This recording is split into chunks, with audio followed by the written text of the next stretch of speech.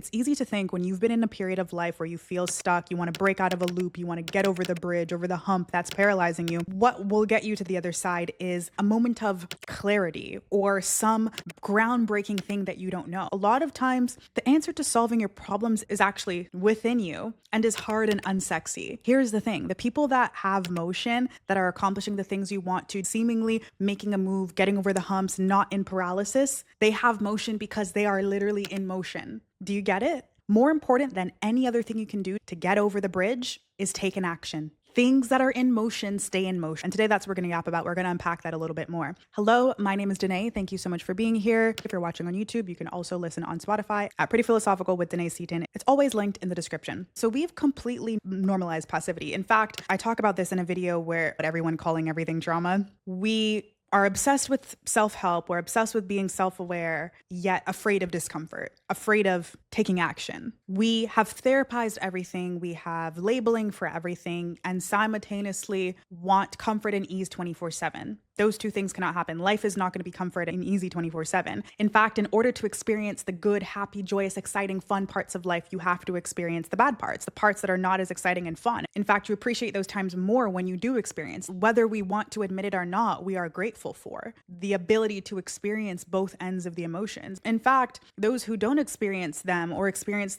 one or the other on the extreme are mentally ill. It is healthy to feel the balanced range of emotions. We also live in a world that over-identifies with their potential. So it's like the overemphasis on the vision board, the mood board. I'm gonna talk about that one day. The romanticizing the version of you that doesn't exist yet, which is actually horrible for you because you actually get a dopamine release every time you do that, which makes you think you achieved the goal when you did nothing more than that to come in the future. But what's important is that we love the idea of change, yet hate the idea of taking action and being in motion. To make that change, to get where we want, we have to experience the friction of making that change, of the version of ourselves today versus the version of ourselves that we want to be. There's going to be friction. It's not going to be a seamless process. If it was a seamless process, we wouldn't be having this conversation. And also another topic I've already discussed, the hyper individualism, no sense of community. If you don't want to be lonely, you got to build community. Because of this hyper individualism, a lot of us don't have people to check us, to hold us accountable to who we want to become, what we want to do, what we want to accomplish. It's all to ourselves. Oh, I'm not going to tell anybody about my goals, evil eye, BS. Our community used to make us braver.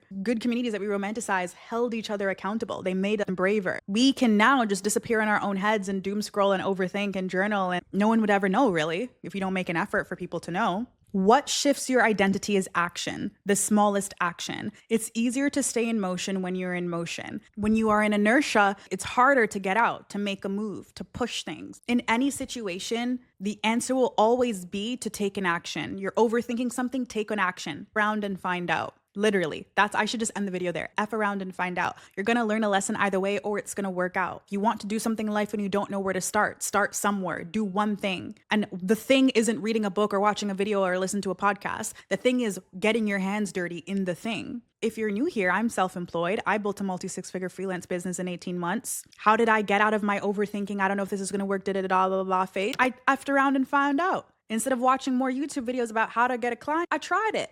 I sent an email, sent an Upwork message. I did the thing. You have to just start doing things and stay in motion. Once you get up, you get going, it's harder to stop and it's easier to press the pedal again. It's like, for example, how I have my gym clothes laid out in my closet so that in the morning when I wake up, when I take off my pajamas, I just put on my gym clothes. It's going to get me closer to the gym. It's one step closer. I'm not at the gym yet, but it gets me one step closer. If I don't make it to the gym, I'm going to want to go on a walk because I already put this clothing on. I get into motion. I do one thing. You take one action. That's going to help you get momentum to keep going. The people that have motion are constantly in motion. They're constantly taking small actions and they're learning from it. They're effing around. They're finding out again and again and again. The ones deep in motion, they're iterating on it. So the start is to take the action. But what will actually get you far is you take the action, you learn from what that action gave you, and then you take another action and then another one. And this applies to literally anything in life. That's why I'm not putting specific terms on it. Anything you want to do in life, this formula applies. You cannot feel better, change your circumstances, or get stuck out of the loop doing the same thing over and over again. I think there's that popular quote of insanity being doing something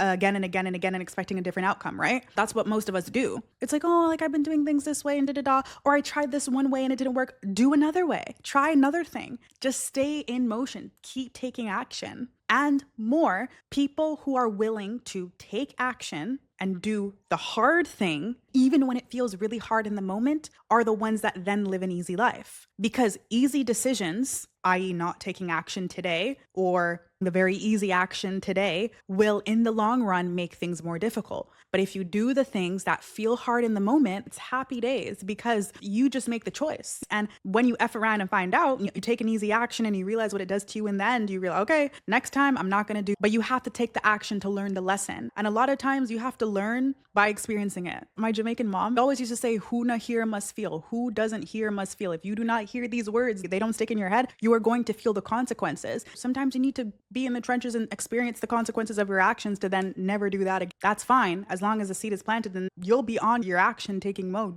It's like there's all these videos, how to change your life in 60 days, 90 days, yeah. All of that really boils down to taking consistent action and staying in motion over time. If you just do that, if you just take one action, the smallest action, if you've been struggling to do something, because a lot of times when we want to do something, we overthink it because we put these big expectations on it or something. So it's like, oh, I have to do this big thing to get started. No, just do one thing. I want to start working out. Start walking every day. Maybe you're too embarrassed to walk around your street, walk up and down your apartment stairs, or walk side by side in a little backyard if you have one, or your room. Just one action. I promise you, maybe in 10 days, you'll be like, oh, maybe I should go outside and do this today. It's looking sunny. Maybe you want to start freelancing. Maybe you just randomly DM a friend you know who has a small business and ask if you can do a project for them, if there's anything they'd need help with. Try it. Maybe you're too scared to do that. You literally send a fake email just to get you over that anxiety. There's no excuse that you can give me that I won't find the answer for, because there's always a way to take a small action that will get you in motion, that will help you stay in motion. Always. Full stop. Especially when it's inconvenient, and you will get to where you want. Every time you do the uncomfortable thing and you take action, you're creating a good record about yourself. You have good history in your brain, which tells yourself, oh, you're a little bit more confident. Oh, she does things she says she's going to do. And that psychologically will help you then take the next step, the next action. If you do this enough, eventually you wake up and you're like, wow, I'm really proud and happy with where I'm at.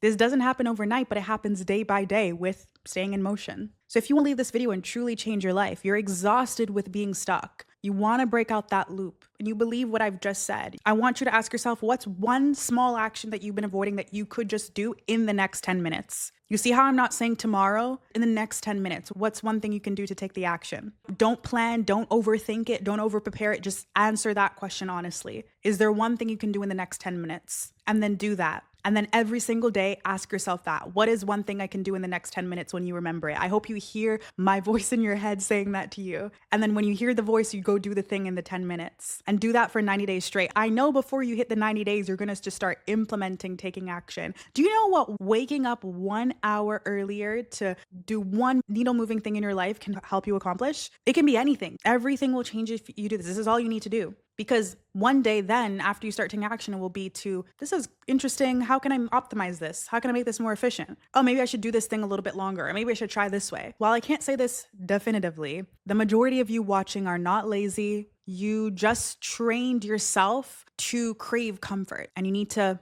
deprogram yourself from that and get used to feeling a little bit uncomfy, taking small actions, because that's what's going to get you where you want. So keep us posted on your journey in the comments, and we'll talk soon.